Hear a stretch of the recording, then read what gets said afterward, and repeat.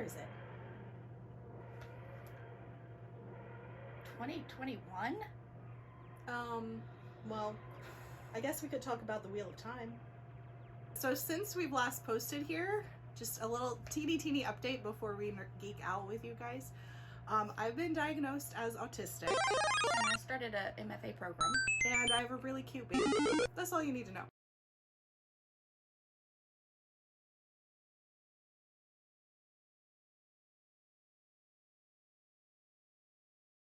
We have seen the first 7 episodes of the Wheel of Time, and this is going to be a very spoilery video. I have read all the books. And I have read none of the books. But growing up, while Sarah was reading the books, she told me a sort of oral history version. And so as I'm watching the show, it's very interesting because I'll hear words and I'll be like, oh, I know what that is. It's very Captain America when he hears the Wizard of Oz reference. I understand that reference. So basically, Wheel of Time was my autistic hyperfocus in high school. Like, I was obsessed. I was on the Wheel of Time website, Wattmania, every single morning, several times a day, and I couldn't stop talking about it. That was like one of the main things that I ever talked about. So Mary, even though she never read the books, knows a lot about the story. So I thought this might be a very interesting perspective that's different. So this is the first chance we've had to sit down and record, and we've tried not to talk about it. Yeah, to talk about it. So, do you want to start us off? Like, what your thoughts are? What stood out to you? So, the version I have in my head of what Wheel of Time is there are these, like, 16 different characters that are from all over this world, and then they come together to go on this epic quest, and they, go apart their separate ways and back together, and apart their separate ways back together. And I imagined that it started very much more immersive within the whole world instead of in this little bitty town. So when that started, and it didn't start from Rand's perspective, I was very confused.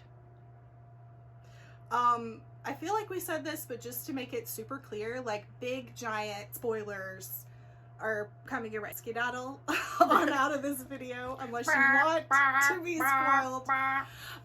So I think that's really interesting, and like, my response to that is that there are a lot of characters from all over the world that become main characters that we haven't met yet. Right. But it does start with, like, the Edmund's Field 5. And then The what? the Edmund's Field? Edmund's Field. Didn't know that one. This cracks me up.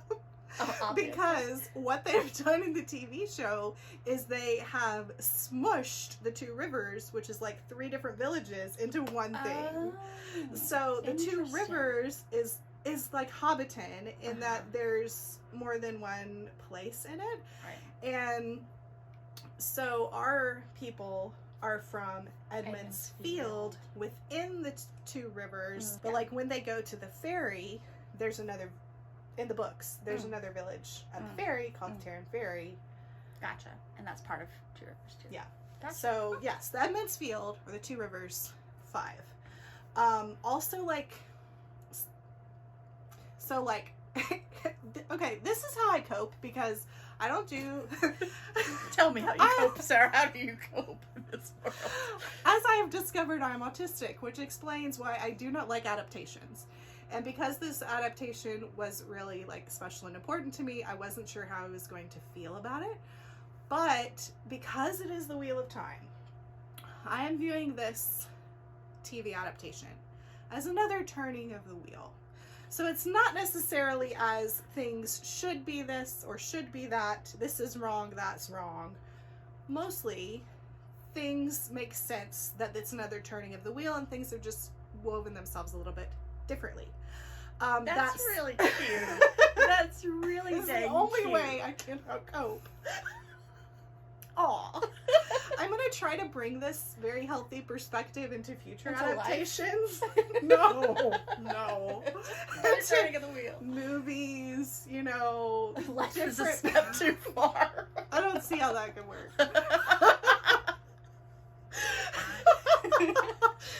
But yeah, any future movies, you know, it makes sense that it's like the same story but different. Mm-hmm. So there's a very useful mechanism within the story itself, within the world of the story, that it's another turning of the wheel. That said, in the book, Tom is at the Two Rivers. This is T-H-O-M Tom, right? Yes. Which that I remembered from my youth.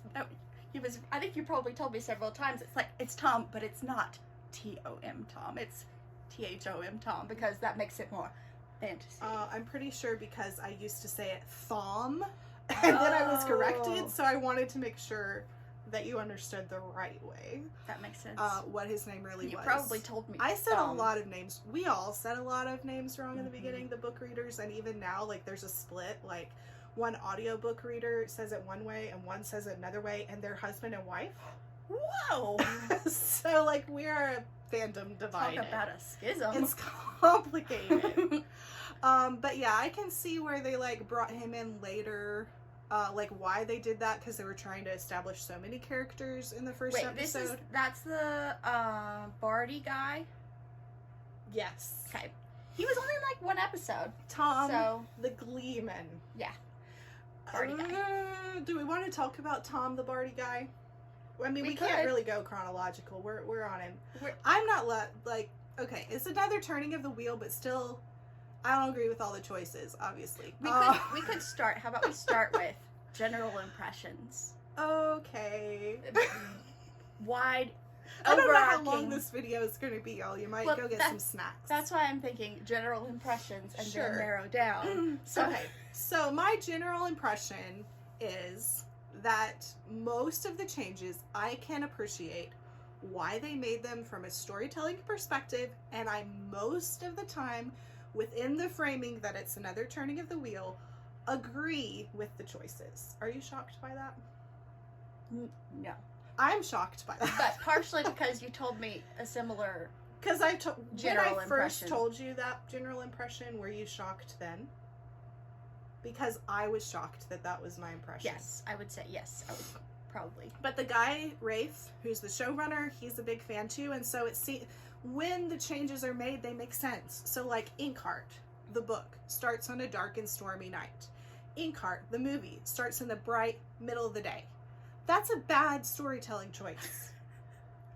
Yeah. Okay, this is not that. This is like, oh, I can see really deep down, miles down the road, why this choice was made, because they have much less time and there are money constraints and like all of these practical reasons that I can understand because of our theater background, why they can't literally do a like page for page adaptation of the Wheel of Time. This is actually better than a page for page adaptation would be. That said, there are some things I disagree with. So that's my big picture. Okay, and my first impressions, now this is coming in it from, I have a lot of mental pictures, but no, like, you didn't tell me a lot of visual stuff, right? Because it was more like the oral story. history. Right, the oral history.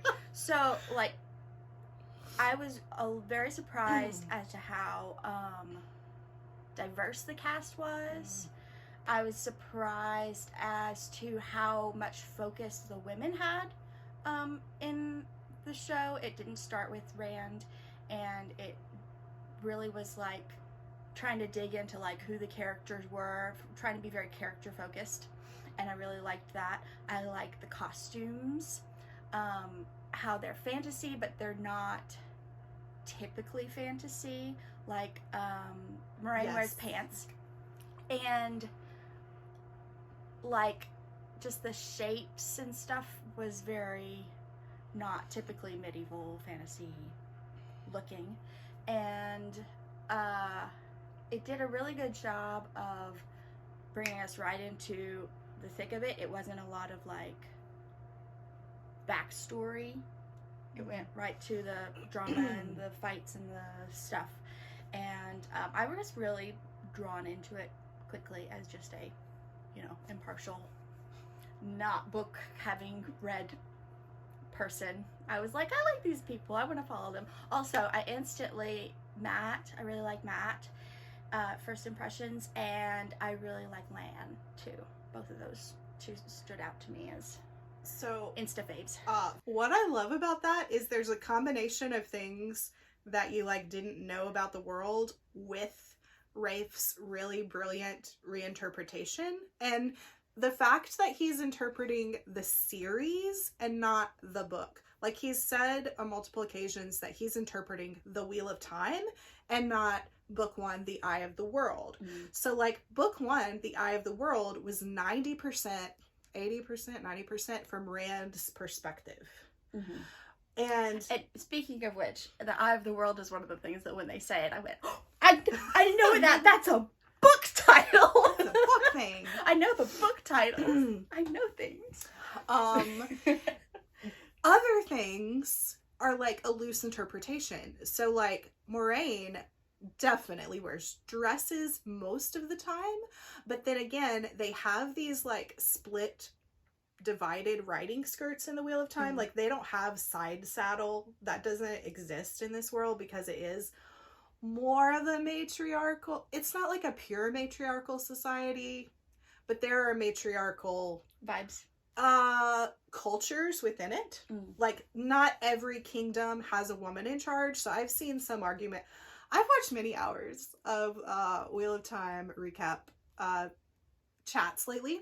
I'm really like loving reconnecting with the super nerdy community. I have not watched any Wheel of Time recaps too, so it's another interesting. So like, I've seen a lot of people arguing whether it's a matriarchy or not, but there are definitely matriarchal cultures within this world, which you know, we don't really have.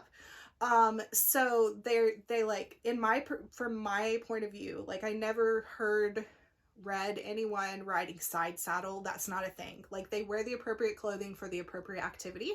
So if they're going to ride a horse, which they do a lot in the books, they wear divided skirts. Yeah. One of the things, it's not a thing to like, there's one character who wears pants and it's like a revolutionary thing. So Moraine would not wear pants in the turning of the world of the book. But I think that was a really good change that illustrates the same idea as what Robert Jordan was getting through with the divided skirts, but it's more visual, for a more visual medium. Right. And one of the things that stood out to me because I didn't notice she was wearing pants, because the cloak gives the very dressy vibes, until after she makes that throwaway line about, well, my home is a saddle now, you know, and then I see she's wearing the pants later, and I'm like, well, that makes sense, because she says her home is a saddle. Are so good. They're really good. I especially love Alana, the Aes Sedai, the green Aes Sedai, with the chains, and then she wears another one that's got like a sweetheart neckline. It's really pretty in the vibrant green too. So here's a little thing. Alana is not in the Eye of the World. I love Alana. Alana comes later.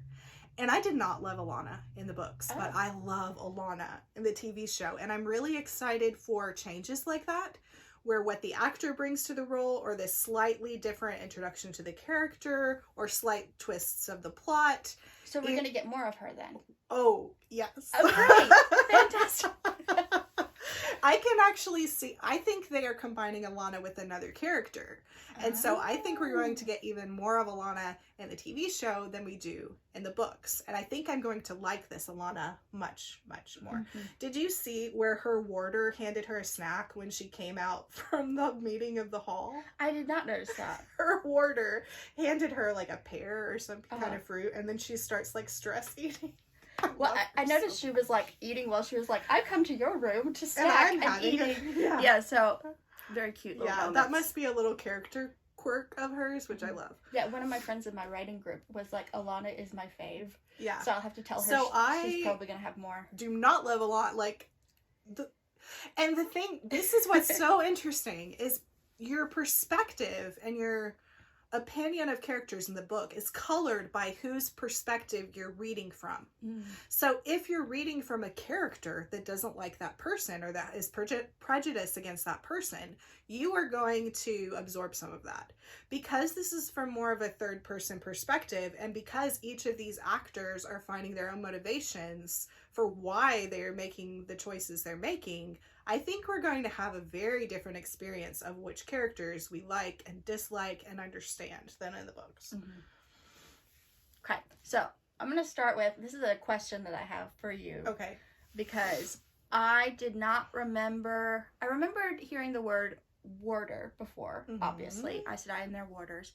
But I did not remember Lan at all from your oral history version. And I don't know if that was because he was not one of your favorite characters, or if he was just a bigger character in the show. Or... So, Lan in the books is a very strong silent type. He is not actively part of the plot until much later. And he is important, and he is a character that I liked. I pretty much saw him as an Aragorn stand-in. So he wasn't necessarily very interesting to me. Because he's like, okay, yeah, he's the one in the cloak. He's good at tracking, and like he's keeping everyone safe and stuff. So he wasn't like a favorite in that way, and he wasn't fascinating in a way that he read as very unique. But the Lan in the TV show is much more emotive, and they're making him more part of the plot. So like that stuff with him and Nynaeve was like, for one, you're reading from Rand's perspective, and he is clueless about women. So he is just like, what is happening with these two? When did that happen? What is going on? That's weird. Like, because you're Rand. You're in Rand's head. And so as a reader, it's like, whoa, when did that... Because obviously they had some talking to each other, different scenes happening that we just didn't get to see. So it's very interesting, but they've definitely sped it along. Like in the books, it's much more of a... I have to, Lan keeps saying it's not going to work in the books a lot more. So yeah, that's like a big change, but it makes sense. Yeah. Because in the TV show, that wouldn't work as well. We have less time, so let's not waste it being like, yeah, this isn't going to work. This isn't going to work. This isn't going to work. Yeah. Yeah, I honestly, when it happened in episode 7, I was like expecting they were going to stretch it out longer, keep the tension building more. Yeah. I was very surprised. And I'm a little... This is one of the changes that I think... I don't 100%... I can see why they did it. I know they want to, like, get people excited and have, like, romances people can ship and stuff. But I felt like they spent a lot of time with Lan and Nynaeve on... None of that happens in the first book. Like, not Lan going and seeing those people, the family, any of that. And I'm really missing the bonding that Lan had with Rand. And I feel like that hasn't happened the whole season. Yeah, they don't have a relationship and it's very important. Like, Lan is like, sheep herder, I gotta make sure you're not gonna, like, stab your own self with that sword. Like, that should have happened episodes and episodes ago. And I'm like, okay, how are we moving into the last episode, and, like, what happens, and, like... I feel like they purposefully have downplayed Rand and tried to make him less of an important character, so maybe when the surprise of episode 7 comes up, you're like... Oh, if you haven't read the books, obviously. But yes, that's definitely the reason they did it. But I am puzzled. I hope Rand can't just magically use his sword. Okay, well, he can magically use his bow and arrow. But he's a Two Rivers man. Oh, okay. Everyone in the Two Rivers. Yeah, he has been carrying a bow. He's been carrying a bow and arrow. That's how he takes care of his flock. That he keeps them safe. With his bow, like, that's what he knows how to do. The Two Rivers longbow is legendary, like, one of the best. They're the best bowsmen, and, like, they make their own bows. It's a big deal. Okay. So that is, from a book reader perspective, believable to me. The sword, they didn't make a big deal of this, but he'd never seen the sword in his life. He didn't know his dad had it. They didn't even discuss it, which I think maybe that's on the cutting room floor, but, like, that's another...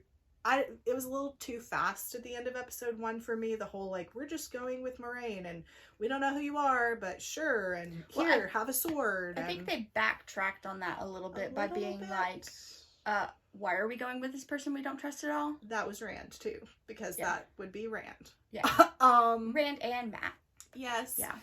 But I hope they aren't just like, okay, you can magically just intuitively know how to use the sword more than just wave it around. Yeah. Because in the books, it's very important and very hard skill to acquire. And a lot of that growth does happen between book 1 and book 2. But I'm just wondering, with what I imagine to be coming in episode 8, how they're going to handle that. So speaking of this, the casting of the Aes Sedai. Yes. How do you feel? Was that visually at all like what you thought it might look like? Or okay, so in the books, they do say that some Aes Sedai learn certain hand motions when they learn the weave. Mm-hmm. And I knew they were going to have to simplify channeling for the TV show. Mm-hmm. That said, I feel the shade. This is like my number one issue with the adaptation that I do not agree with. That I don't think they've done a very good job of showing, like, all magic comes with price. And that is not coming through. To me, in the TV show, the magic feels like it's coming from an endless well, that it has very little impact on the channeler, that it's not that difficult. They are healing things that shouldn't be possible to be healed. They are, like, okay. In the books, when you are healed, like, I don't even know where to start. Okay. I'm going to start with healing because that's something that's happened repeatedly in the TV show.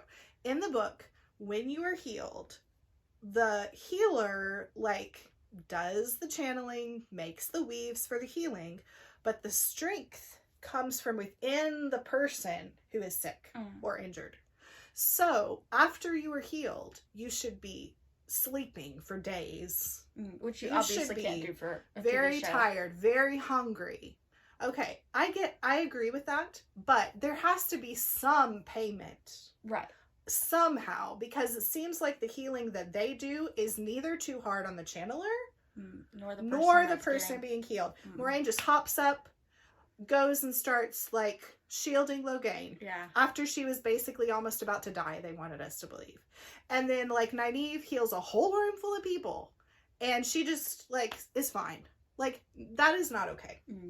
I understand they had to make a change. And I understand they had to simplify it, make it more visual. And they can't, like, waste the time that it takes someone to heal. However, Perrin is just laying on a table sleeping his healing off. So they'll do it when it's convenient. This is my biggest criticism.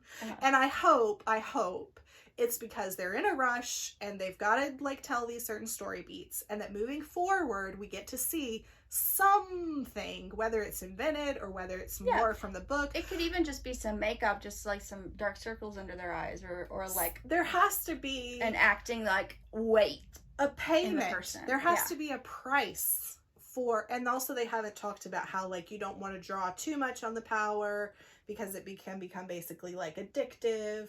There's, like, a lot of layers to the one power, and maybe they can't use them all, but if they drew more from some of these, it would feel like it had more, like, I can't think of the right word, but, like, gravitas, or, like, it has to cost something, like, is the simplest way of putting it. That's my big beef. Yeah. And then the other thing is, like, the way they describe the one power in the books is, like, what the channeler sees is they're visually weaving strands of the different elements. So, like, air, water, fire, and it's like actually weaving a tapestry. Literally, like, you have to tie a certain knot, you have to make a certain weaving to make it. If you put it in the wrong place, especially with healing, the person would be dead. Like, yes, Nynaeve would do some of this intuitively, but she should not be able to do that to a whole room full of people. Boom. Like, I know they want to show how powerful she is. I really believe they could have done that with just Lan. I know you haven't seen this show, but for people who have seen it, the Discovery of Witches does the magic where she's weaving the together. What a ripoff. In a Like they took the cool thing. Maybe that's why he didn't want to do it, because he knew somebody else was doing it. I don't know, but but it's described like that in the books. Yeah. In their books too. But surely Robert Jordan's was first. I don't know. I don't know when Discover of Witches was published, but I doubt it was 1990. More recently, yeah. So, yeah. But you could see the threads, and like the way that the actor did it too was like you could see her tying them together and like pulling the one from over here and adding it to the knot. It was more knotting than like weaving. Concentration. Like this is another thing that the one power cost. It takes a lot of concentration from the channeler that we're not really seeing. Like they're doing some little like dancey moves. That's my interpret. I don't hate the dancey, and I do think it's going to become a plot point later. Like, there was an interview with Egwene, the actress who plays Egwene, where she says, you know, there are different ways of channeling that are going to be coming. You know, this is like the Aes Sedai way, which fair enough. I think they're playing up the hand gestures so that it's a bigger contrast when we meet different channelers later and when different styles of channeling emerge. I think they're playing up the hand gestures to give the actors more to do and make it more visually interesting. Yes, and that. And, you know, then we've got, you know, Mr. Lord of the Rings, the White Cloak, who's like chopping their hands off and collecting... Oh, Lord of the Rings. I was like, what the heck are you talking about? Collecting, you know, by the way, the rings are way too big. Oh, I yeah. wish they had designed them better, because I've always wanted an Aes Sedai ring, and so I very selfishly hate that they made the design. I know they want to show the color of the Aja. You could show that with a small ring. You could. Yeah. So and still make it look, you know, important. You know, that's on my top 5. Not loving that. Yeah, they're not pretty. You can't even see the snake. They could at least think of it as a marketing perspective of like people are gonna want to buy. You can't buy that. I don't want it. No. And then it's like it has this big hole in it for the ones who didn't make it far enough to become Aes Sedai. Yeah. She's still wearing it with a big hole. I don't think so. I don't like it. Yeah. I don't like it. Yeah. Okay, back to Tom. Can I have Tom? So I love Tom in the books. And I do not like their interpretation of him. I can understand almost every choice they've made to make it darker and grittier. I understand you're trying to pull in the Game of Thrones audience, blah, blah, blah. You don't want it to look too Renaissance fair. But Tom is like essentially a bard. And they made him a country singer. The singing was not good. I actually asked Mom while we were watching it. I was like, is he supposed to be singing good? He's supposed to be so good. And it's supposed to be like a courtly, bardly, flourishy, medievally, harp-y way of singing. And okay, I get it. The actor can play guitar, change it to a guitar, but I'm not a fan of that kind of music to begin with. And it was such a downer. And like, Tom is supposed to be really prideful in how good he is. And I wasn't getting that at all. And I mean, I was not counting on having the colorful, fluttering patch cloak. It was, the inside of his line was, yes, coat was lined with But overall, his character is very grubby and like he isn't even shaven. And he's just doesn't look like he takes pride in himself. I don't know if that's giving his character room for growth. But, like, in the books, he's so, like, smug and so, like, prideful in his skill and his appearance. And, like, maybe a time or two he would grub himself down to go slum in the, you know, pubs. And maybe that, but I get the impression that's just who this Tom is. And so, like, okay, you know the 1985 Alice in Wonderland. Yes. Because that was my hyper focus when I was 5. And up. Starting when I was 5. You know the White Knight in that? Yes. And he has like the handlebar mustaches. Like to me, that's Tom. Aww. Like Tom is more capable than the White Knight. But he, to me, was like that actor, just like being more capable. Instantly lovable, charismatic. Yes. Yes. Yeah, and I don't get that from this Tom. I didn't get that. I didn't instantly love him. And didn't give Matt his money back, that Matt had to steal it back from him. He's just a darker Tom, and I do not like that. Okay, so here's another question for you. So I know there are a few costume pieces from the books that are like notable for each character. For example, Matt's black hat, and I didn't know about this one until Mom told me, but Rand's sheepskin coat was from the book. No? Okay. I've heard Mom talking about this too, so I think you misunderstood her because you haven't read the books. I have not read the books. In fact. Yes. Matt's black cap he finds later. Somewhere they haven't been. That was what I was wondering. Rand, I think Mom is picturing a coat that Moraine puts Rand in when she wants him to dress like the dragon. So like he has more than one coat, but he changes his style of dress a lot. And I think Mom is drawing a lot on the later books of how she's visualized the characters. Yeah, she's whereas like Rand is just like a sheep herder in the beginning. So they have just like farmer clothes. That said, he does not wear that coat. Well, what I was going to say was I don't like the sheepskin coat he wears. Okay. It looks so it sticks out like a sore thumb between everybody else's like cool. Do you think it's because costumes. It looks modern, or do you think you just don't like how it looks? I think it looks bad. So I had kind of a gut reaction that was very similar when I saw Rand's costumes, because in the beginning he wears a sweater, which just feels not very fantasy world. And then he goes in that. But then I think about it and I'm like, okay, here's a costumer who hasn't read the books. And she's trying to make the costumes make a deep sense for each character. He's a sheep farmer. He has wool. He has sheepskins. Like, it makes sense. Well, I feel like he could wear a sheepskin coat. I don't love the way it looks. I don't like the way it looks. That's my problem, is the way it's cut. It just doesn't fit with the rest of the world, and it doesn't... Well, I don't think he'll be wearing it for much longer. Okay, well, that's something. I think he's about to get a makeover. Makeover time. We'll see if that happens, but I think so. I think things would be very different in book 2 for Rand.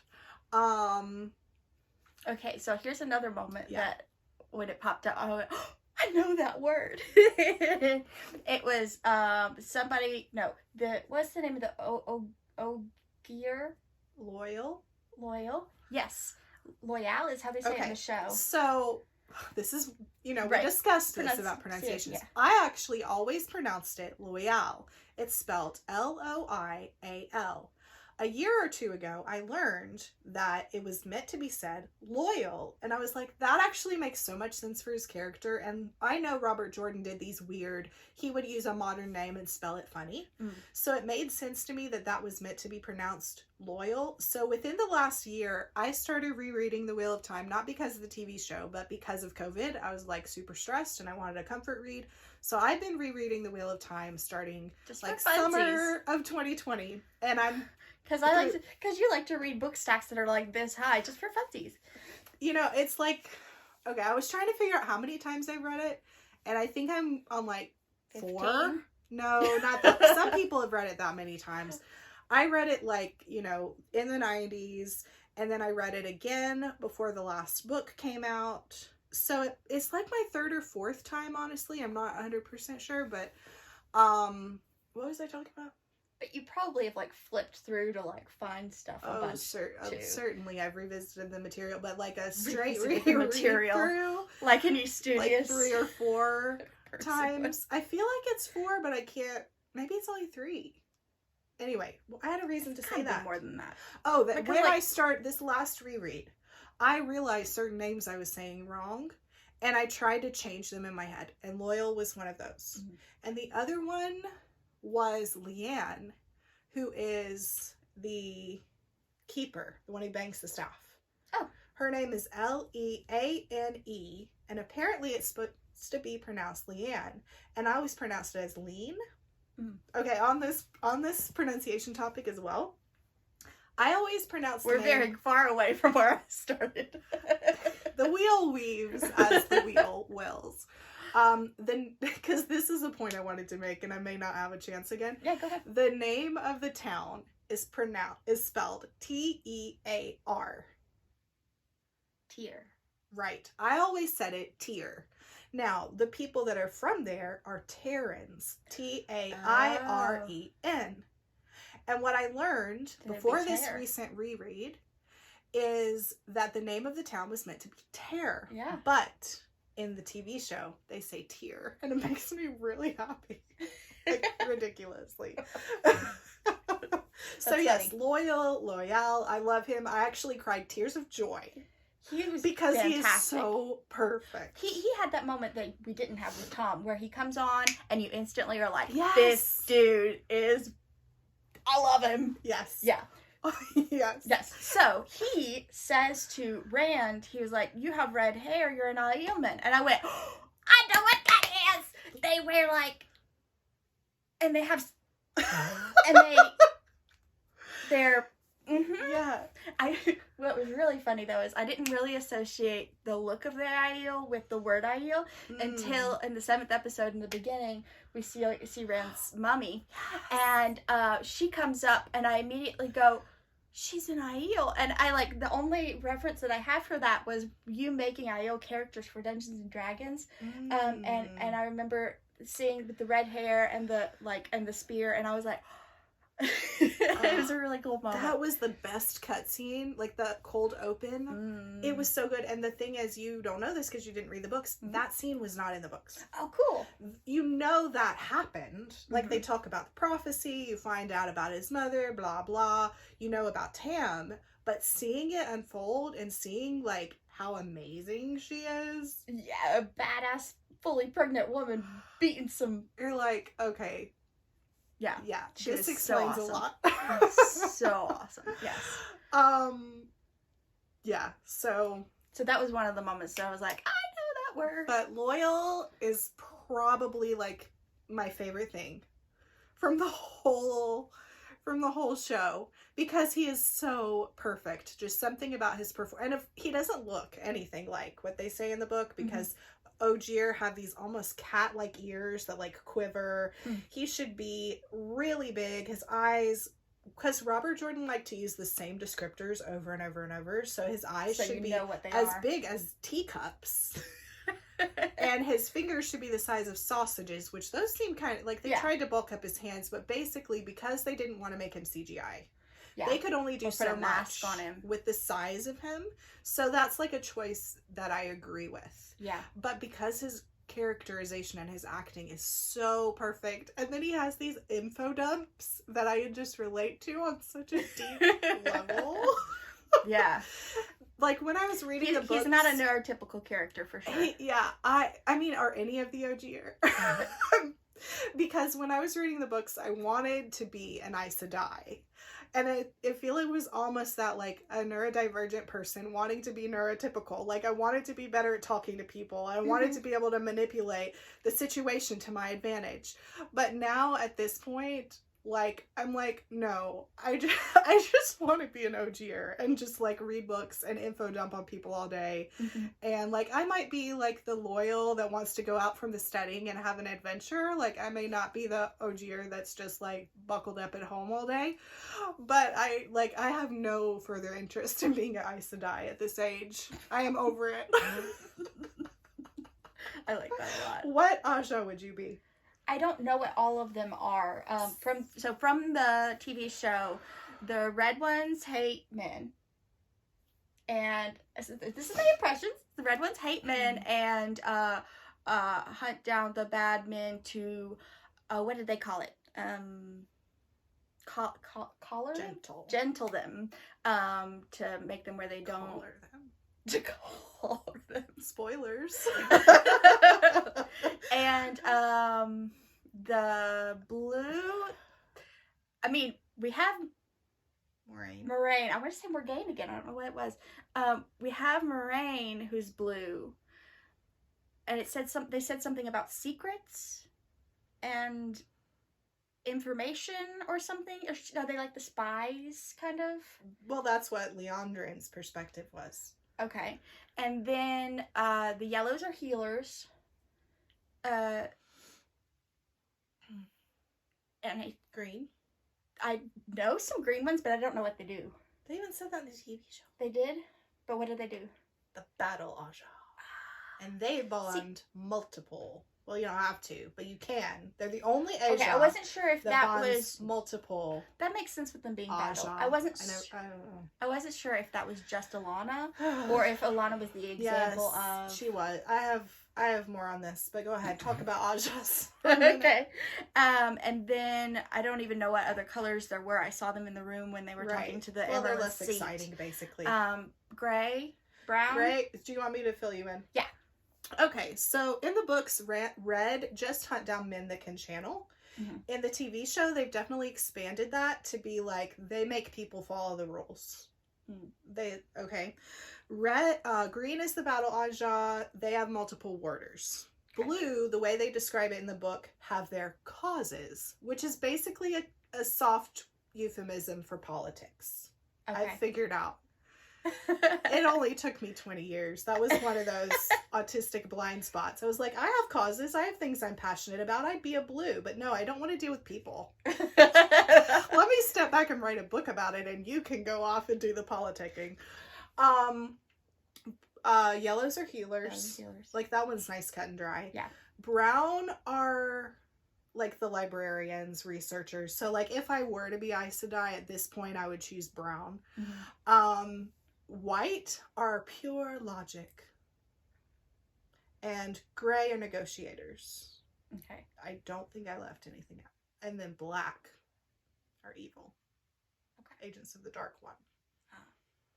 You didn't remember that? Spoilers. No, I didn't remember that. That's secret, though. You don't go around wearing black. Okay, yeah. Also, in the books, they don't necessarily wear their colors, but I approve of that choice because it helps learn the colors for the audience. Yeah, the question that I had about the color thing was, if they're being hunted, why would you wear your color so blatantly? Well, because other people in the world wear colorful clothing as well. That was the reason that I made it. Yeah, like the thing is, in the books they also pretend that they're just like a lord or a lady. Well, they pretend they're a lady, and that mm-hmm. their warder is like their retainer, which they didn't even try to do in the Wheel of Time. She's just like, I need a room. It was really awkward and horrible. But, like, they don't have the space to, like, for her to lie and then come true with who she is. Mm-hmm. Like, in the book, I think she says she's Lady Alice. Like, she has all these alter egos. Because some places Aes Sedai are feared, and in other places, you just don't want, like, the attention of an Aes Sedai. So, any, like, rich lady in this world would have colorful clothing. Okay. So, here's another thing that struck me was, from your oral history version, Moraine was very much a I'm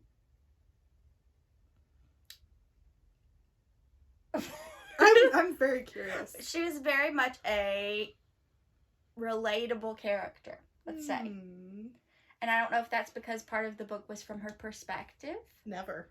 No? It was never from Moraine's perspective. Oh, really? I did not know that. Interesting. So she's more? Like the Gandalf coming into, and then you have the perspective from all I'm reading Rand. Mm-hmm. Now, I have heard from some of these recap videos I've been watching that and I think even Brandon Sanderson said this in his podcast about the show, was that they related to Rand, and so they hated Moraine. But I didn't relate to Rand, and I was reading from his perspective. I thought he was a stupid sheep herder. And so I imprinted on Moraine. Apparently. Like, I could tell that he should be listening to her, because she knew what was going on. Right, yeah. Apparently the teenage boys who read the book had a different experience. Yeah, well. Now, Egwene was always my favorite. Yeah. But Moraine was, like, who you wanted to be. Right. Egwene was like struggling to be. She wanted to be Moraine. Mm-hmm. Because I loved Egwene, I had to love Moraine because Egwene wanted to be her, and thus so did I. Okay, so that makes a lot of sense as far as why I'm like, why is she so cold and distant, and everybody's so skeptical of her, and especially because I really like Lan. I'm like, we like Lan. How can we not like Moraine? Like, that's interesting because I think she's actually much more relatable in the TV show. Oh. So Aes Sedai in general in the books are, for one, ageless, which is impossible. And for 2, they're supposed to have a calm serenity at all times. So anytime it breaks, it's like a wrong thing. It's like a really big deal for an Aes Sedai to break their calm. So she's always calm, but because I read the books like basically through Egwene's eyes, even before I had Egwene's point of view, I was like, she was the character that I like held on to. Egwene felt a closeness to Moiraine because, unlike in the TV show, Moiraine starts training Egwene, and the power is too easy. How is Egwene suddenly able to do all these things when all Moiraine had her do was summon the wind? Like, no. No, like, this is the thing. This is a magic system that's not intuitive. It takes training. If you do it intuitively, like, the risk of being a wilder and doing it intuitively is very dangerous to yourself and to others, and that's a really big deal. And so, like, Egwene in the book has a lot more time with Moiraine where they're, like, sitting by the campfire. They don't get split up as quickly. She starts learning how to make fires and stuff with Moiraine before she gets split up with Perrin, and she's like, oh, do you want to make the fire or shall I? I was pretty upset at that moment because they're making the one power too easy to learn, too intuitive, too much like the Lord of the Rings Gandalf magic, when like one of the most unique things about the Wheel of Time is that the magic system is so specific. See, but you could just be like, that's all happening behind the scenes. But scenes. It couldn't have, because of the way they edited it. It, like, honestly, I wish they had edited it in a way that I could believe that. Right. Because to me, that's one of the things that can't be the turning of the wheel. This turning of the wheel, she can just magically do the one power, unless you're making the one power much less of like an impressive skill to acquire. Like, unless you're making the one power much too simple and easy. Yeah. Because the way they edited it, like, one night, Moraine's telling her she can channel, and then the next night, Moiraine is... like, she literally was unconscious for, like, the whole episode. That's true. Yeah. If she had just been awake, I could have maybe believed that they talked about it some more, at least. Yeah, because I could see from, like, a television making perspective that, like, and teaching them how to channel or sword fight. unconscious in the book.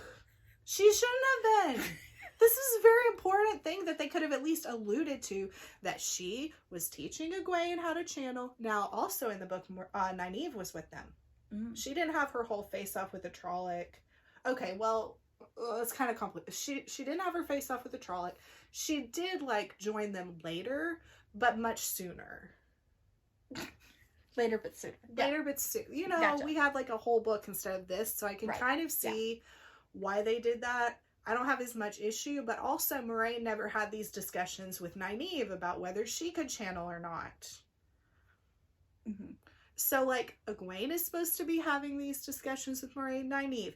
And then Lan is supposed to be teaching Rand not to stab himself with a sword. But I'm afraid they thought that was going to point him out as the dragon when they wanted to make it a mystery. But he's literally the only one with a sword. And then Perrin is... Okay, do you want to talk about Layla? I don't really have any impressions from Layla from the book. Was she in the book? No. So, some people are just offended that he had a wife and then that died. Like, her only purpose to exist was to die, that he fridged her. Are you offended? That is the reason for using a woman to build a man's up and make him have a tragic backstory. Some people are very, very offended. I can feel that. I didn't get that immediately from watching it, but I was really bummed because I was like, oh, Lady Blacksmith, that's really cool. And then, boom. No Lady Blacksmith. Yeah. Actually, so I never, ever, ever, ever, ever, ever skip things when I read books. However, on this COVID reread of The Wheel of Time, I decided to start skipping Perrin. And it is like the best, most liberating feeling. Because it's such a slog. It's like something happens that I don't know if you remember or not from the oral history, and he just becomes insufferable. Like you cannot with Perrin anymore. And there's so little change, and it's just drags and drags and drags. So much from his perspective from certain books. It's the books that are like 24 hours and like it's all with Perrin, and he's just like, woe is me. I feel like maybe having this kind of trauma will make him a little less insufferable. Well, it's later. kind of his only personality trait, though. Going to give a reason for him to act that way rather than for him to just be like, no, some people love Perrin, and I'm sorry I've offended you, but this is how I feel about it. Yeah, he does seem very, very one-dimensional, but there's potential. There are layers to Perrin, but the only layer we seem to get in the books is woe is me. So I'm hoping they've like given us that early so he can have an arc. Yeah. Like, because they're changing other things about characters, and I like with the showrunner being a reader, he knows that stuff. Also with the book, they should be able to move past it. It won't just be like, and we're still riding the horses across the country because we're gotta solve this problem. And Does Perrin have the crush on Egwene the whole time? That does not exist. That does not exist. Okay. I can believe that in another turning of the wheel, but also it's like, but why? And why did they set up that? And then he was married to someone else, and then he awkwardly put his hand on her stomach. And she, like, didn't seem like she was vibing with their relationship at all, and then she's dead. Like, that seemed like a lot to put into that relationship just to have her die. Uh-huh. Do you see what I mean? I kind of wonder if there's something more to come about Layla. See, I just felt like it was like their marriage wasn't on a good place, which is why it was awkward. Apparently. And then he was like, why didn't you go to her ceremony? There weren't any guys that were there. No. Perrin asks his wife why she didn't go to the braiding. And of course she's mad if she knows about that. Yeah. And no wonder Nynaeve was like, you better go home to your wife. Quit staring at Egwene. Yeah. Like, I don't know. I feel like it was like an unneeded tension. Mm-hmm. I don't hate it, but I don't see the point unless they're going to add more later. Unless there's some other reason. Yeah. And like, I can't imagine they will pursue this with Egwene and Perrin any further. And also, well, this will be in season 2. But, well, I hope we get to see Egwene and Nynaeve, like, in the tower as novices or accepted. Because I'm very puzzled. So, you know, in the trailer, Egwene comes up out of the water. I don't think I actually saw the trailer. You didn't see the trailer? I don't think so. There's a scene in the trailer that they have not used. And at this point, I don't think they could. Uh-huh. So I'm pretty sure it's in, like, they've already filmed something they're going to use in season 2. Or they've already, like, CGI'd it. Because it's the same moment where she comes up out of the water during the braiding ceremony, women's circle ceremony, only she's covered in colors. Oh. Yeah, they have that as the icon. Yeah, they love it. It's my belief that moment is from when she does her accepted test. And the fact they've already filmed it, edited it, because they filmed it for another scene, which I didn't know when I came up with this theory. But I believe that they might raise Nynaeve and Egwene to accepted to accelerate that storyline. Because in the books, Nynaeve is so powerful that she becomes an accepted immediately. And Egwene has to start as a novice. Do you remember any of these terms? You know, vaguely. Which is below the accepted. Yeah. You don't have a ring yet. And when you're accepted, you do this test, you get a ring. And in the books, only Nynaeve does that. And I'm thinking in the TV show, Egwene and Nynaeve will do that.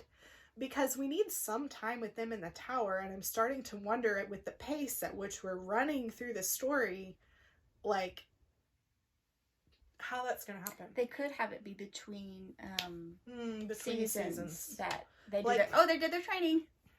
Maybe at the end of season 2, they end up at the tower, and then at the beginning of season 3, they're trained. And well, it's not that simple, but yeah. Yeah. Okay, so Leandrin. Thoughts? Leandrin. The red. Oh, I don't. They didn't say her name very much. Okay. Okay. I just was like, the red lady. Well, yeah, because you don't have a touchstone to her name. Right. Because she... Yes. Yeah. her. She was not very sympathetic of a character, and was kind of one-dimensional as, or like, I'm the bad guy. Like, so I just kind of was like, oh, yep, she's so interesting. The bad guy. So, I mean, the bad. What's fascinating about, so it's something that I really enjoyed watching all these videos. Naive, yeah, reacted to her. Well, to me, she has way more depth than she does in the books. Oh, really? Well, because in the books, like, I mean, spoiler alert, but I can't even count on two hands. Like, I could probably count on one hand the number of scenes she is in. Oh. Maybe it's more than that, but, like, she has a very limited, she's not in this book. Mm-hmm. She's coming later, and I could see they were setting themselves up for her, but I think they have combined her. And so I know from the showrunner they've combined certain characters, and I'm starting to theorize which ones. And I think she is one of them. Mm. That they've either combined her as an amalgam of Red Aja. I used to say Aja, so I have a hard time with that. Aja. Characters, or her and another specific Red character. So she's definitely, like, we're definitely getting more layers to her than what we do in the book. She's like, yeah. But yeah, they just want to telegraph that she is no good news, which they're doing very well. Very good job. But she wasn't so one-dimensional. She was just like this whole thing about alluding that someone abused her is a new layer, and like trying to like sweeten up to Nynaeve a little bit with like, oh, go out and look at the gar. Like, I didn't get the impression from Lily Andren in the book that she like was capable of that kind of sugarcoating thing. That's not my vibe. I really like her leather waist. I was really upset when I thought that she didn't have her braids, because like her main hairdo is her braids, and she had like a couple whispers of braids when they were in the forest. Yeah. But then when she was in her like formal attire, she had all the costume changes when they were in the tower. Very fancy. Moraine's like blue. She should be wearing that all the. Okay, and another turning of the wheel. I took a deep breath. And her hair, the way it was braided. She wore that all the time because she uses that. Pretty. She uses that. And did you see it glow? What was she doing?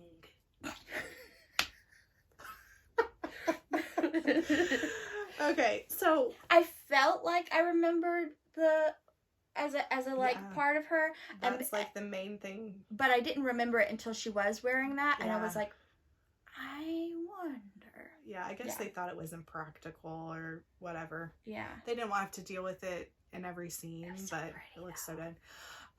Also, so the Edmondsfielders, they're all older than they are in the books, which allows you to treat them more poorly without it being child abuse and blah, blah, blah. I mean, they're like 15 in the book, but then they age, you know? And so of course none of their facial hairs are right, well, except Brand. It doesn't give them room to age in the show as much because they're already scruffy. Like, it's a borderline plot. It is a plot point when Perrin grows a beard, and he already has one. I have a question. So, in the TV show, there's a lot of like, you're from Two Rivers, from just looking at them? No. Not in the books? No. No. That's just a plot device. So, I keep thinking about when that happens, another turning of the wheel and all that, I keep thinking about who is saying it. Because sure, like, Tom might know that. Like, it's a very big deal when someone does know it in the books and they have a reason to know it. And it seems like it's happening a little too much. It felt. But one of the times it happened was Loyal. And like, well, it happened a little differently. But he was like, oh, I found your friend. I know about the Two Rivers because of the... He would know that because he's a giant nerd. Right. But I feel like maybe that innkeeper, did she know it? Or... And the White Cloak people when they came upon the travelers. Maybe. It's the whole point in the book is that it's this little hidden away place that nobody really knows unless you're a peddler and you're trading for, how do you say the word T-A-B-A-C? Tabac? Like tobacco, basically, without the tabac. Yeah. And unless you're trading for tabac, there's no reason to go to the Two Rivers. Yeah. Like, okay, so the merchant, the trader, the peddler, Peyton Fane. What have you noticed about him? What do you remember about him? He was in the do first you have episode. any perspective? That's it? And Matt sold him something he stole. That's all I remember. So, again, Matt in the books, in the other turning of the wheel. They mentioned his name in the newest episode, episode 7. There was, Param was like, I thought I saw Peyton Fane. And that's all. Okay, so really brief sidebar. I'm not going to go. A lot of people have talked really deeply on this on other videos, but Matt, I didn't realize it was a deep thing. Darker in this TV show. Yeah. Matt, in the books, the worst thing he's ever done is steal a pie. Like, that's it. Or, like, let out a flock of chickens. But he has reasons to be. I'm such a Matt simp. Well, yes. And so I think I can approve of this change because it's accelerating his character arc. It's showing us things about him, like with his sisters. It makes me sad because his dad is actually a character in the books who is not like that. That likable character. Right. So it makes you a little bit sad about that. And anyway, I won't go too long on that. But so Matt in the book wouldn't be stealing things and selling them to the peddler, but they kind of use that moment to do multiple things, like, which is good from a storytelling perspective. They were building Matt's character. Now, again, a little bit on Matt. I don't like how Moraine is saying the darkness inside of him. Like, that the dagger is pulling on the darkness inside. I don't know where they're going with that. Yeah, I liked Matt a lot more in the first couple of episodes. And then as the season's gone on, they've not had it much from his perspective. Well, it's right that you don't like the way he's acting when he's under the influence of the dagger, but I don't know where they're going now that she's implying that some of that darkness was in him, which it clearly wasn't. Yeah. Maybe this is a Moraine. Like, she can't lie, but she can she can have the wrong end of the impression, right? And if she believes something, and then she can say it, whether it's true or not. So I'm hoping, like, yeah, sure, maybe he was a morally gray character. I wouldn't call that darkness. I would say maybe it was pulling him further dark from gray in this version, in this adaptation. But we don't know because we haven't seen, like, since they all met up again, it's been like, oh, we got the dark thing out of Matt, so who is Matt? Well, and he's being recast, and it's just a whole thing. But I really like Matt as a character, and I hope they aren't going to mess him up, trying to make him too dark. Me too. He shouldn't be a borderline. We're afraid he's going to go dark side. That is not Matt. Like, yes, he's a rogue, and he's a gambler, and he might be willing to, like, make some compromising choices, but, like, that heart of gold of him, like, looking after his sisters and stuff, that's Matt. And so I hope we get that Matt, and they don't make him too dark. Yeah. That is not something the dagger should have permanently changed. Well, I even don't disagree with when he's like, I'm good out here when they're going in through the portal thing. And then he's just like, I'm good out here, guys. Well, of course that didn't happen in the books because they did that because the actor had to unexpectedly break contract. Oh, I see. I didn't know that. It wasn't just a recast. So I've learned more. It's not just a recasting. Oh. In the times that we're in, you wonder, like, was it a family emergency? Like, if he just had to straight up leave in the middle of an episode, it was probably something really bad. Yeah. So, I think that wasn't even maybe filmed to be that way. And then they filmed a pickup scene where they were all yelling, come on, Matt. Yeah. You have to come with us. And then they used some random shot of him looking away because if you watch it knowing that, it doesn't really read. But yeah, I mean, it would be a Matt thing to be like, I'm not coming with you, but he would say something sassy. He wouldn't just weirdly look around. Yeah. But I can believe that he wouldn't go in this turning of the wheel, but I do not like the idea that Red Aja is after him. Yeah. I do not like that at all. Your tummy crawling? Yeah, I'm getting hungry. Maybe that'll keep us from talking for 500 hours, but... Okay, wait, I'm trying to think of what other questions I have for you. specifically? Because I keep thinking of them while we're watching. Wait, I was talking about Matt. I was not trying to talk about Matt. What was I talking about? I don't know. Oh, Peyton Fane. Okay, yeah. Okay, so your only perspective of him is that he's a peddler. They've said his name like twice. And he was actually in more. Okay. He's been hiding in the background. He was in the background at Tarvalon. He was in the background when Perrin saw him. And he came through the Waygate at the end of episode. I thought I saw somebody, but I didn't know who it Nathan was. thought that was Matt. Kind of did look like Matt. Well, it's not. Because he has a very specific costume, Peyton Fane. And it's definitely him. And there's behind the Waygate. Ah! This is one of the things where another turning of the wheel, it just doesn't make sense. It doesn't make sense. You do not channel a Waygate open. No.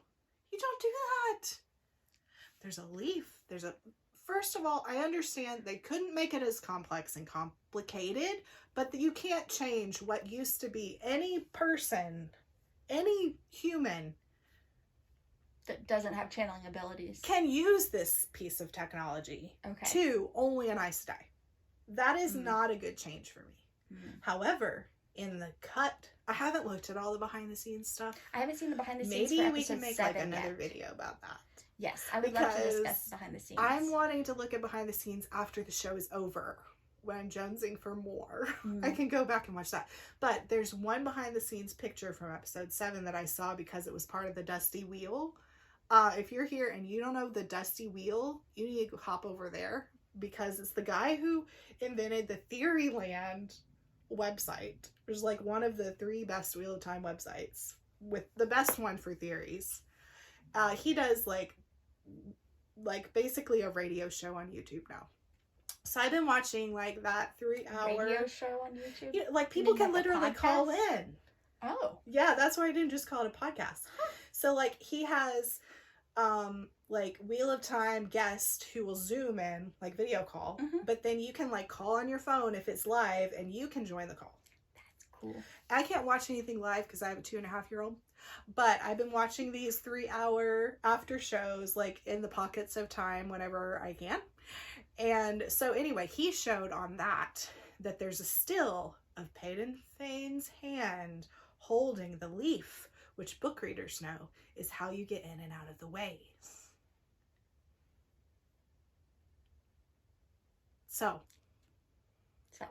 So it's there, but it's not in the show. Like, the show implies that you have to be a channeler to come through the ways. And why the heck is Moraine channeling? Like, does she not know about the leaf? Where the heck would you put the leaf? Because the design of it doesn't make sense. Like, I understand they had to simplify it, but I don't like how they changed the function so much. Because it doesn't even make sense. Like, it doesn't make sense. Okay. Doesn't make sense. So, just more on a more frivolous note. Yes. What is your favorite costume that you would want to wear personally? If you could like pick one out and put it in your closet. I feel I can't bring up in my mind's eye specifically what Egwene has been wearing, but I feel like this linen-y kind of shirt that has the placket. I feel like I really and like embroidery. her skirt. Her skirt's very like the shirt is a little bit farm girl, which maybe the skirt is too, but I really love her boots and her skirt. And maybe we'll wear a different shirt. I feel like Nynaeve's is a little bit like, maybe that's supposed to make her look guarded. You know, it's like a little too padded and a little bit stiff. Yeah. I really like Moraine's, but I can't say that I would wear it myself. The shoulders is a bit much. Yeah. So probably Egwene. Yours was Alana. Only they're bright green. I like both of Alana's. But that brings me back to something else. I also really liked, it wasn't something that I would wear like every day, but it was very like fashion-y. The lady who was the Aes Sedai that didn't get the jewel, her outfit was very cool. It was white. We haven't talked about Sawan. White with a really interesting collar and then kind of a ruched up. It was more like ball gowny, but it was a really interesting one. Two things that I want to make sure we talk about. Maybe we could do another video before Christmas is over after the last episode. And maybe some behind the scenes. But two things. One, the Green Asia, I want to talk about more. And two, Sawan. The Amerlin. Oh. I forgot her name. You pick which one first. Yes. Okay. So, you said the Green Asia. Yes. So, one of the things, now that I know that they're the Battle Aja, I feel like that probably didn't stick in my brain because I don't remember Alana, like, fighting as much as she was channeling. Do you know what I mean? Okay, this ties very nicely to my point. Yeah. So, I remember her warders fighting. In the books, the Green Aja has kind of forgotten. In their turning of the wheel, they know that they're the Battle Aja, but it's more in spirit than in letter. Honestly. Really? I am not kidding you. Now, I'm not saying that they don't know any techniques, but they don't go around fighting people with the one power. Because you are not supposed to fight people with the one power unless your life is in danger. Right. And they don't go out of their way to make that happen. Mm-hmm. Now, situations where they probably should have an art, the Blight, where there's freaking Trollocs coming out of the Blight. Do the Battle Aja go up there to help the Borderlanders fight? No! They sit around in the tower, hanging out with their warders. Like, in the books, the Green Aja just means you, like, maybe want to marry your warder, or maybe you want to be in a polygamous relationship. It means you really like men. That's the opposite of the red. It's the opposite. That's what Robert Jordan's Green Aja is. And later in the books, they kind of remember this call, but they've been sitting on their laurels thinking Tarmangaden isn't coming. One day, some Green Aja in the future, this is my interpretation anyway. So maybe someone else saw something different in the books. And what I'm finding really interesting about this is that we do paint a lot in between the words. Like, there are a lot of words in the Wheel of Time, but there is room for interpretation. And so my interpretation, seeing that we never see through the eyes of an old school Green Aja. Mm-hmm. So we might see through the eyes of one of our people who become Green Aja, but like the old school, the Vanguard that is in the tower right now, I don't think we do. Maybe very briefly later on, but not in a battle circumstance. And so my perspective is that this is something they kind of forgot about. And then when it comes that Tarmangaden is coming and it's the last battle, they're like, whoa, we've got to do this. And so, yes, maybe they knew some weaves, but they hadn't been out there practically in the wild attacking people or defending themselves. And it upset me a little bit, to be honest, because they would not be with the Reds. The Reds would be out there doing their own thing. Maybe they would be attacking or defending themselves. But the Greens would not go with the Reds to, like, help them. And the main thing that upsets me about this, although I can understand it's a different turning of the wheel, the main thing that upsets me story-wise... That should be the title of this video, is It's a Different Turning of the Wheel. Is that we meet channelers later who are there to fight. And they don't have any qualms about using the one power. And one of the main ways they fight is now something we've already seen the Green Aja do. So are they going to be even more vicious? Like, to me, it discounts what we're going to see from... Do you know who I'm talking about? You don't have any guesses? No. Interesting. It's so interesting what, like, clocked in from my ramblings. Wait, different channelers that aren't Aes Sedai. That aren't Aes Sedai. That have no qualms about fighting with the one power. Oh, you mentioned earlier in this video some people that are like wanderers or something. Wilders? Wilders. Wilder is what Nynaeve is. Oh, okay. She's not the only one, but that's what she is. This is something different. This is a culture where they are trained as warriors. Their channelers are trained as warriors. And one of the things they do is blow up the ground like that, like a grenade. what you've seen Alana doing and the other Green sisters doing. So in the books, that's like the Aes Sedai find that totally distasteful. Oh. So in my perspective from that is that the Green Aja have a different form of like fighting that isn't that. So since now the Green Aja is doing that, which granted seems to be a pretty simple practical effect versus animation like CGI, what are these other channelers going to do that is so like maybe they're just going to go that much darker they have so far. Like how are they going to continue to level these things up? Yeah. Because that's like, okay, I don't, how many things did I say I have? Like the way they've displayed channeling is too simple and not enough like consequences. This is the other side of the coin. Certain things, I mean, it's kind of the same thing. It's like they have cheapened this, which has a really big impact in the books when you see someone doing it. It's just done like it's nothing. Also, the same thing, I guess, leading into our next part of the discussion, when Moraine uses her picture, which I guess is an object of power, Terran Grial, to walk through and be in the same place as Swan. To me, that cheapens discoveries that are made later. Oh, and the way they use the Oath Rod. Like, these are kind of like is that all part of the same thing? Yeah. Okay. Because they're using these things now in this, it's not necessarily that they're using them, but the way that they're using them, like they're nothing, like they're no big deal, to me will make future discoveries seem like no big deal. That are really big deal in the books. So I don't know how they're going to balance all that. Interesting. Is that all you wanted to say about the Amyrlin? No. What else did you... What do you want to say about the Amyrlin? I want to know what you think of her and of her status. Well, I really liked how she was introduced, where it was her as a young girl with her father fishing and all.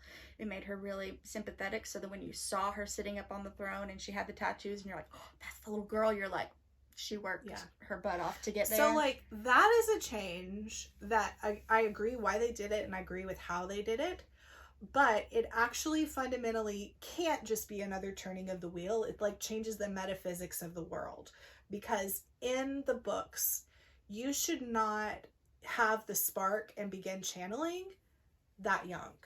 It's not a Harry Potter situation. We don't have all these little 11-year-olds just like weaving magic, okay? You should be like 15 or 16 when it happens. But that wouldn't have had the emotional impact of the scene that they had. I didn't feel like she was like that young. She was like 12. But still, 12 and 15 are very different.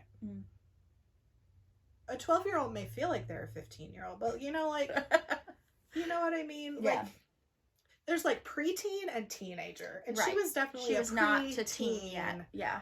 But it gave a more emotional tug on your heartstrings. Right, that she had to leave. Like, wow, how fierce is she that she's just gonna like paddle up the river halfway across the country by herself. Like but I did like the whole like showing her roots, showing like her humble. Okay, here's one more little sidebar. So Nynaeve said that they turned her, the wisdom that trained her away because she was so poor. And I didn't find that to ring true at all. And I mean, the thing is, Aes Sedai each have their own opinion, and maybe if the wrong snooty Aes Sedai was at the door that day, they may have done that. But like, why make a point of doing that when the main truth of the world, at least in the turning of the wheel that I'm familiar with, is that they will take anyone who can channel. They are desperate for all of the women who can channel because they don't have as many as they used to, especially if you're powerful. So was it more like her wisdom was not very powerful, or was that a lie? Like, is that going to come back up again? Because this with Sawan shows like she's a poor little fisher girl. Yeah.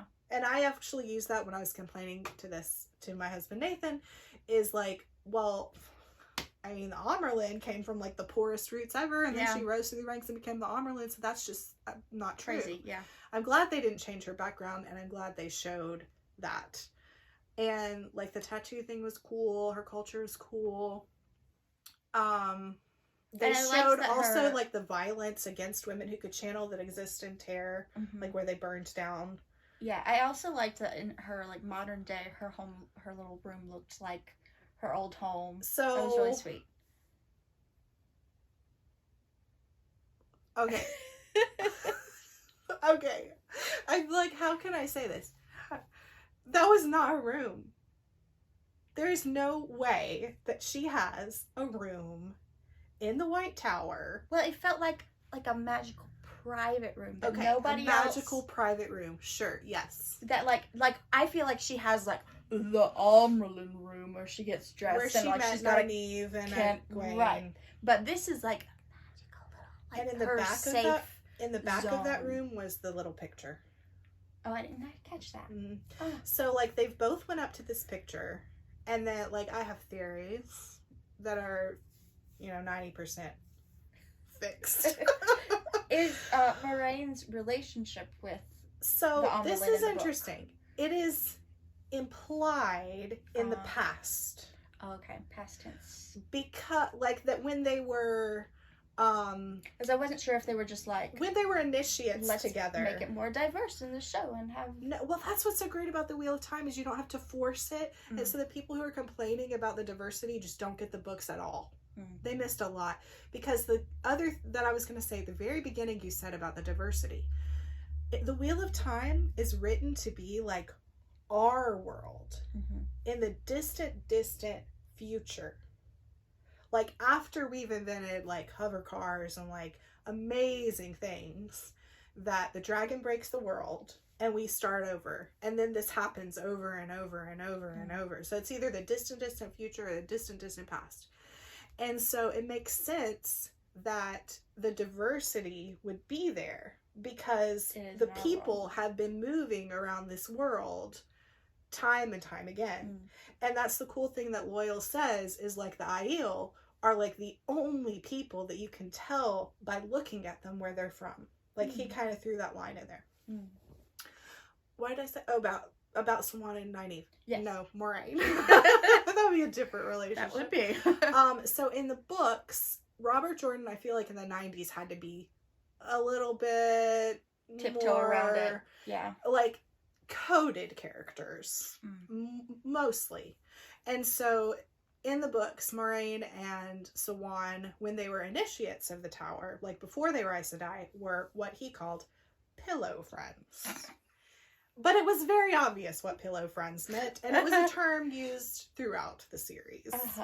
And this is interesting because when they kissed, Mom was like, I don't remember that. Well, Mom might have not picked up on the pillow friends, but also they definitely didn't have, in my interpretation, they didn't have an active relationship because they were spending so much time apart. How would they? Right. Because, like, Siwan was in the Tower. And you don't have any, you said you don't have any from Moraine's point of view, right? Right. So it could be. Like, it's believable. Yeah. Very believable in a different turning of the wheel. But in my turning of the wheel, in my interpretation of the books, they were so much, because they didn't have the magic painting thing, they were trying to hide their cahoots. So it would have been very hard for them to have an active relationship in the way the books were written without the magic window. Yeah. So that's why they added the magic window. But you notice it's like there. Like Moraine's not traveling with that thing, setting it up in her tent and hanging out with Siwan all the time. No. So, because it was very much like a goodbye when she was exiled. Yeah. It does make me wonder what's going to happen because both characters have other relationships later in the books. And I wonder how that will be navigated since this is portrayed as a like ongoing, current, active relationship versus something in their past. So, what do you think of her costume? The Amerlin? Yeah. Well, like her court costume was very like, yeah, that's meant to say something. you It know, was a lot. it was a lot, but it was supposed to be like this. That's what she is. She's the head honcho lady. So, like, the interesting thing is, in the books, the Amerlin style is very much their choice. And so I don't believe the Amerlin in the book would wear that for 1 second. Well, especially with her background. Right. That's the whole point. So one is like, she still like a straight talking fisherman's daughter. And so everything about her quarters is very plain. But the way she dressed in her quarters and her quarters themselves in the TV show did communicate that. Yeah. So I can kind of forgive them for that because they were trying to portray like and everybody status. Was dressed up too. Everybody. Now what I really hated about it though was that I can forgive the Aes Sedai for not having their shawls and just having their whole costume be their Aja color, but I really miss the Amerlin stole.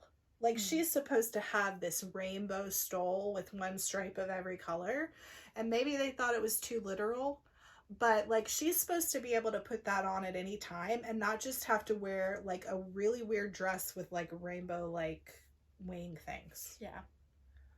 I'm not a fan of that. Yeah. So here's another thing that stuck out to me was I didn't notice until the 7th episode, and I don't know if it was brought up sooner or if just it was said more in the 7th episode, but Moraine saying the pattern as the pattern, like, this is important for the pattern, and she was saying the pattern, and she said very Moraine. She said it so quickly and with her accent, the pattern, you know, and I was like, what is she talking about at first? And I was like, oh, the pattern as in like the weaving of their iteration of life, the wheel of the existence. Life. And so I thought that was a really interesting thing that I didn't like get. They didn't hammer it, like, it's there. There's a lot, if you're just like a show watcher, there's a lot to dig into, even just in the episodes themselves without watching any of these videos or reading the books. You could keep watching the episodes and digging out more and more like that. Yeah. And so that's what you're seeing in the intro. We didn't talk about the intro. The intro is so great because they're weaving the pattern. I have things to say about the intro. I like the intro. But did you have more to say about the pattern, or you just were saying? I was saying that I didn't catch that. Like, it was hard to pick up on. Hard to pick up, but I don't know if she would have said like the weaving of the pattern or something. A different criticism. A different way. It was a critique. Yeah. Yes. Or if like I didn't pick up on it. Yeah, it was it was a vague question. Tam talked about the pattern maybe a little. It was it's been there, but it's been very low key. Yeah, I don't know if they're gonna make it high key, or if it's just gonna. A lot of the lore is gonna be kind of like in throwaway comments like that because they don't have time to monologue about it because she has to cut off Loyal when he's trying to explain how the ways work. Okay, so wait, what was I saying? After the pattern. Sorry. That's okay. It wasn't about the pattern. It wasn't about the pattern. It was... Oh no. We lost it. It wasn't about Moraine. I was starting to think through the Peyton Fane thing again, but that's just where my head wants to go. I'm like, how are you? Okay. The pattern. Oh, the intro, yes. Okay. So, the intro I really like, except for that beginning moment where the threads are being snapped, pulled apart, grosses me out. The heebie-jeebies. I don't know what it is. It looks like, I don't know. It just like, okay. And then after that moment's done, I'm like, okay, cool, we're weaving the... Okay, would it help you? Okay, what do you think that signifies? The old, like, pattern being broken away so that the new one can be woven, or whatever. Interesting. It could be that. I pictured it as Satan and Sadar, because it's white and black. Okay. I don't know what those are. You don't? No. Okay. Satan. Okay. Sadar is the white magic. Okay.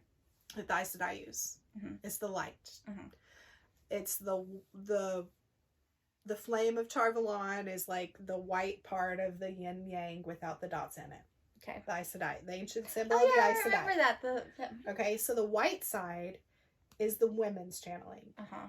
The black side is Satan, which has been tainted from things that happened in the past. So like Sadar and Satan, the men and women's magic, used to be able to be used more together in the ancient times.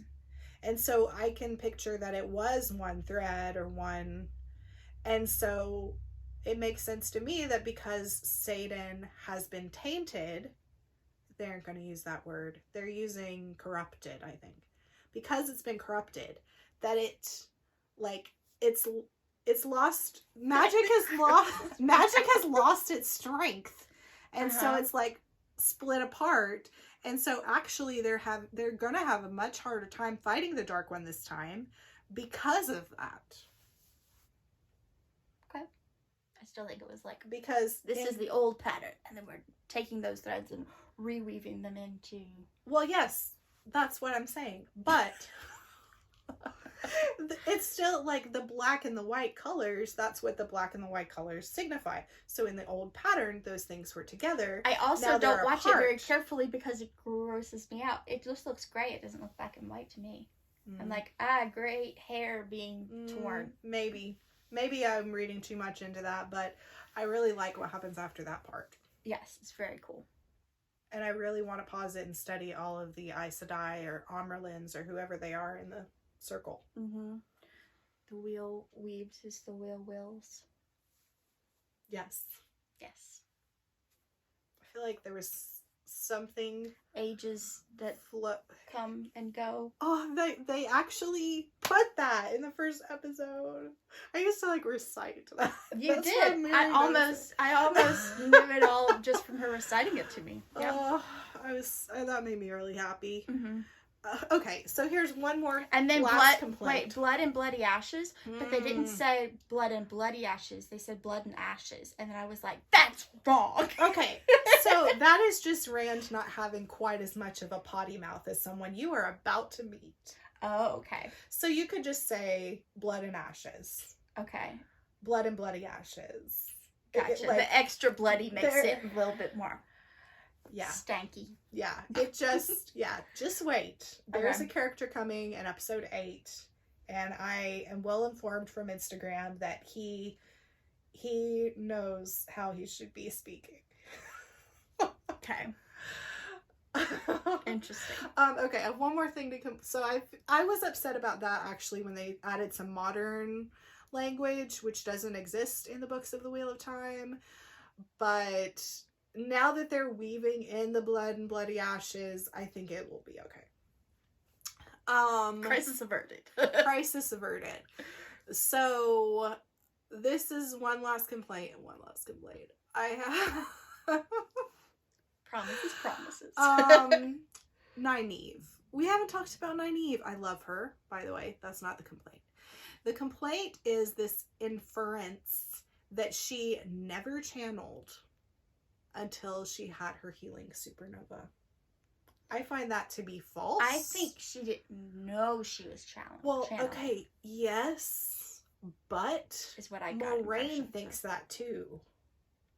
Which I think is total BS, because Moraine talks about her listening to the wind, and they both imply that listening to the wind is indeed channeling. Yeah. But like that whole story of Egwene and the bone break fever was that her saving is her. Nynaeve's story of Nynaeve channeling to save her. Yeah, I got that, but she didn't think she did. No, she didn't. But Moraine has told her that she didn't channel until she healed Lan. Moraine and the other Aes Sedai think that enough to say it. Oh. And not lie. Like, they're straight up saying that was the first time she channeled. And I don't know why you would imply that. Yeah. Maybe they don't want to explain so much about how she's been doing it intuitively. But they're doing it intuitively now, so why not? And also, she shouldn't have been channeling in the ways. Oh, do you want to talk about Rand at all? We haven't really talked about Rand or... We talked about Matt. We talked about Perrin. we kind of talked about Egwene. Yeah. A little bit. Egwene needed I feel like more training. we talked about Rand, because you were talking about how you didn't we haven't talked about what happens in episode 7 with Rand. Oh. I said he needed sword training. That's my perspective. Yeah. Did you have anything else to say about Rand, or he's just not the most interesting character? He's just not the most interesting character. Well, here's the thing. I assume, because I didn't remember you telling me who the dragon was from our oral history version, and I don't know if that's because you didn't tell me or because my brain does funny things. Yeah. Because I'm 31 now, and it was a long time ago. But my thing was, he's the farm boy. Of course he's going to be the chosen one, because this is a fantasy novel written by a white man. I did actually like the change that it could be a woman, which is definitely changing the metaphysics of the world, and that's not how it works. Like, souls are tied to gender in the Book of the Wheel of Time. Oh. Very much so. That becomes a plot thing later. Huh.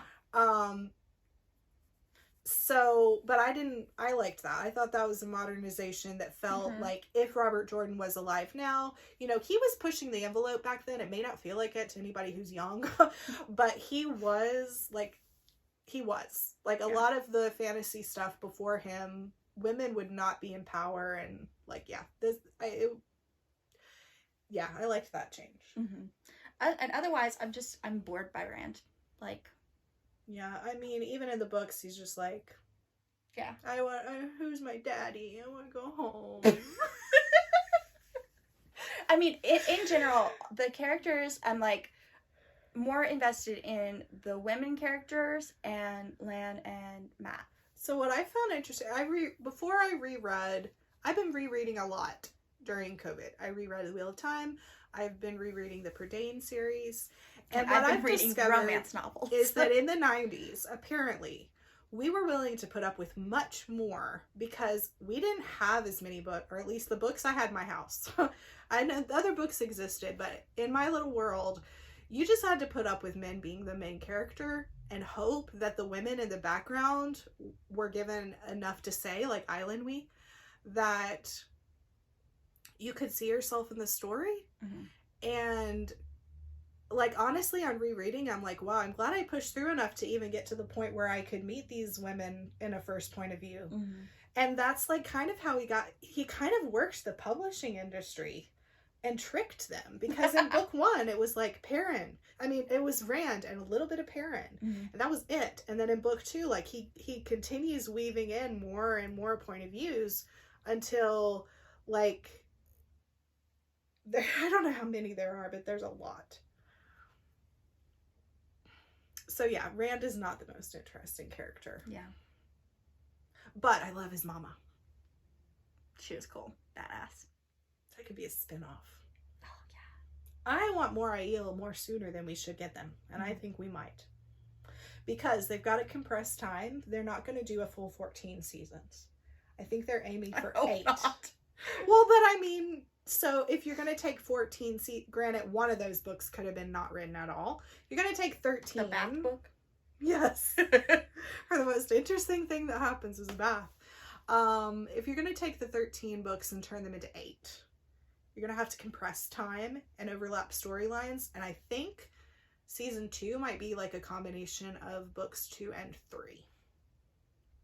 So has season 1 been pretty much book 1 so far? Yeah, it hasn't reached beyond book 1 in terms of plot, but they have definitely gone off book on just adding things that totally weren't there. Mm.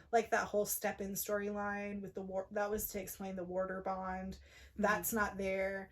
Lots of stuff like that. Yeah. Lan and Nynaeve shouldn't be happening yet. Moving things along.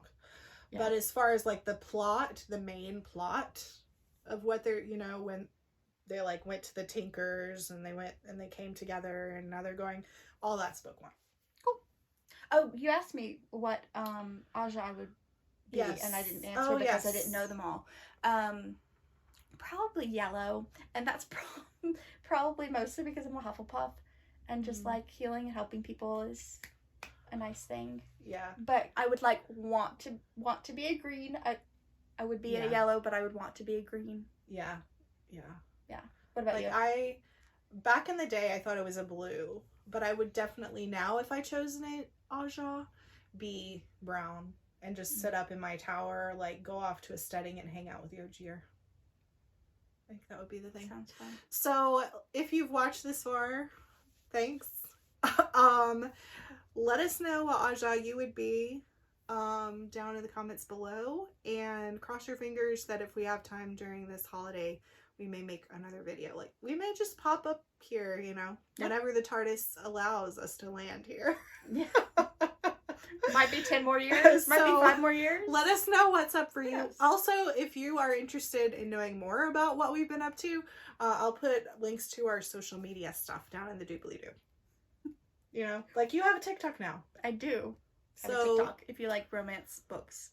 well, some people might, and like I'm doing a lot of more fine art type things, and so I'll link to like what we're currently into. It's not that we're not into nerdy stuff, we just haven't had the time and bandwidth to like make videos for this channel, and especially with like the perfectionist bar that we set for ourselves of what these videos should be like. And grad school and child. And grad school and having a 2-year-old, so all kinds of things like that. But if we kind of like lower the bar of what is an acceptable thing to post, we might pop in here a little more often, or you can find us at the other places that we make stuff. So that's it. Should we do the thing?